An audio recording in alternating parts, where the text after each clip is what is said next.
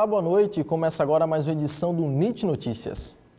Em entrevista especial, a repórter Rafaela Oliveira, o publicitário João Carrascosa falou sobre criação publicitária.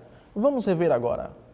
A criação publicitária envolve diversos elementos, como o produto a ser anunciado, o público a que ele se destina e a mídia na qual ele será anunciado, se é TV, rádio, revista ou internet. E é sobre este caminho que a gente conversa agora.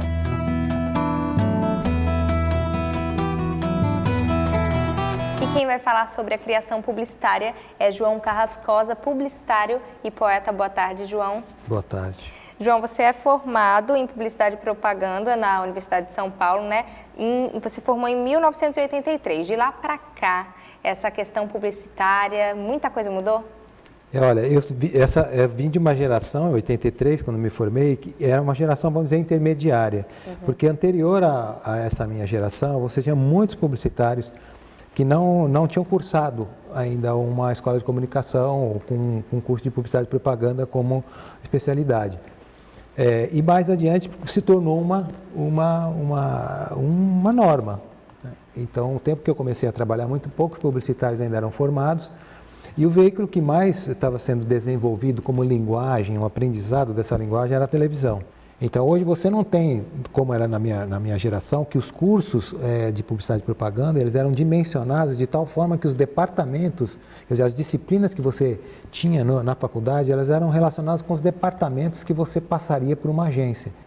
Hoje a gente tem umas discussões de mudanças, já houve mudanças de currículos nas faculdades, para formar um profissional que tenha uma sensibilidade muito diferente dessa do passado. Ele está numa agência, mas ele não é pura e simplesmente um profissional de agência de propaganda, ele tem que ser um homem que pensa a comunicação do anunciante. O profissional, ele não é mais pura e simplesmente o sujeito que faz peças, ele tem que pensar em projetos. É uma visão mais macro. Muito maior, porque, por exemplo, hoje as agências, elas não vendem só veiculação de peças publicitárias, elas vendem projetos publicitários.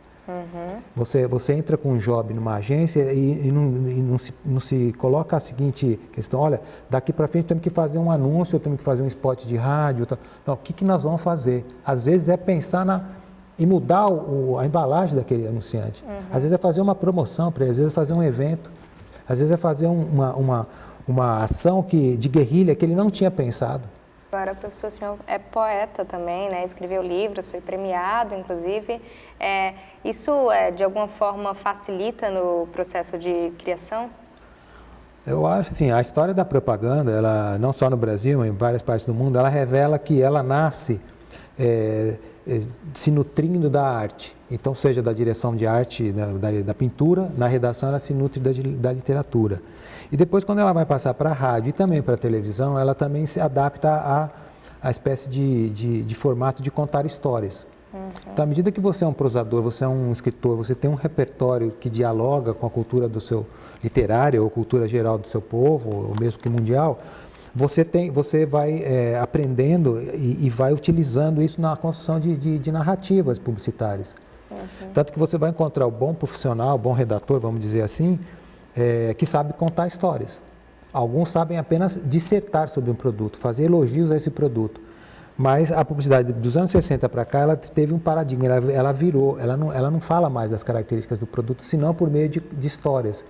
De histórias, por vezes, líricas, por vezes, de características poéticas, humorísticas ou dramáticas. Enfim, Então, eu acho assim, que o publicitário criativo, de alguma maneira, ele tem ligação com a literatura.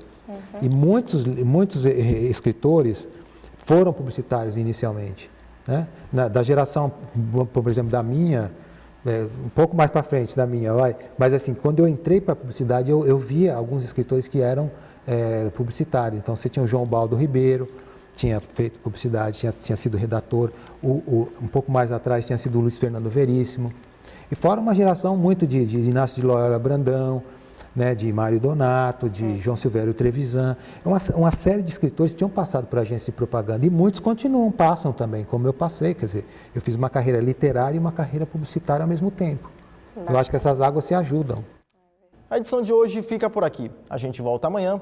Para você, uma ótima noite.